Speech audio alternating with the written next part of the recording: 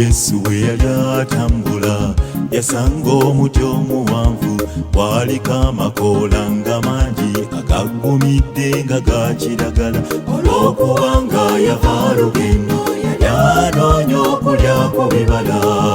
Wali muti mulungi naye ate nno nga mukumbala.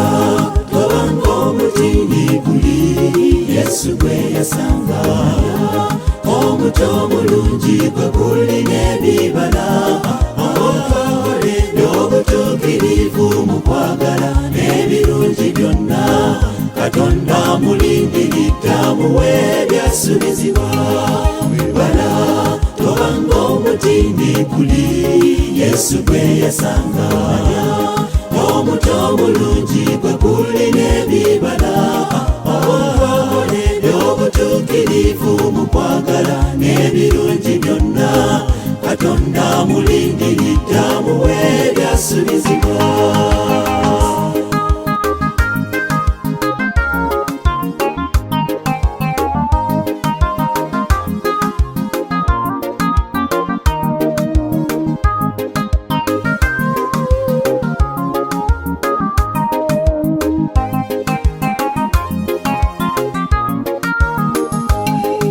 Kikiriyeefu okuba amakoola ku ludda olw'obuweereza. Ebintu byenkola mu kusinza bimunyiiza ne bimukaabya. Katonda kyayita ekirungi n'abaana be tumusinza. Kwe kwagala n'abatayagalika tube muti ogukola ekirimba. Bala tobanga omutiini guli Yesu gwe yasanga.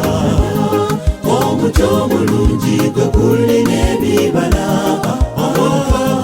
N'obutuukirivu mu kwagala n'ebirungi byonna. Katonda mulindiridde amuwe ebyasubizibwa. Webala tobanga omutiini guli Yesu gwe yasanga.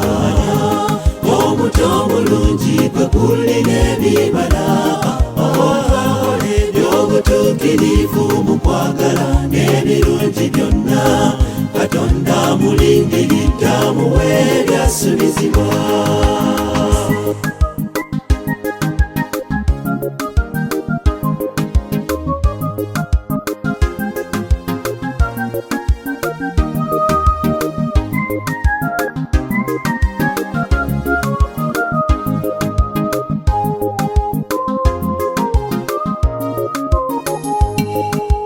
Ezabbibu eritasula biseera nga buli mwaka. Liba n'ebimuli nga birungi olw'okuzaala ebikumbulwako. Omulimi bw'aliba akomyewo akungula ebibbo bingi. Ng'ojjogeza ku byayita nti eritabala lyakolimirwa. Obusungu obungi yanyiiga yagukolimira era gwakala. Wali muti mulungi naye ate nno nga mugumba. Obusungu obungi yanyiiga yagukolimira era gwakala. Wali muti mulungi naye ate nno nga mugumba. Obusungu obungi yanyiiga yagukolimira era gwakala. Wali muti mulungi naye ate nno nga mugumba.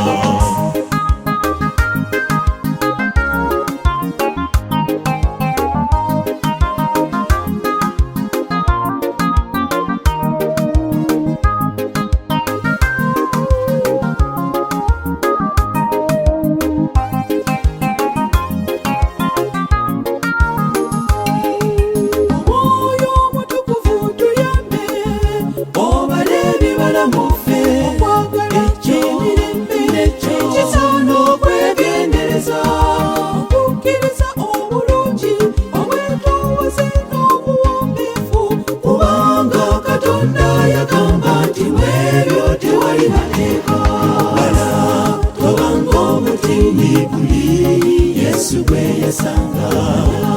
Omuti omulungi gwe gulina ebibala. N'obutuukirivu mu kwagala n'ebirungi byonna. Katonda mulindiridde amuwe ebyasubizibwa. Webala tobanga omutiini guli buli Yesu gwe yasanga omuto mulungi gwe guli n'ebibala by'obutuukirivu mu kwagala n'ebirungi byonna Katonda mulingirira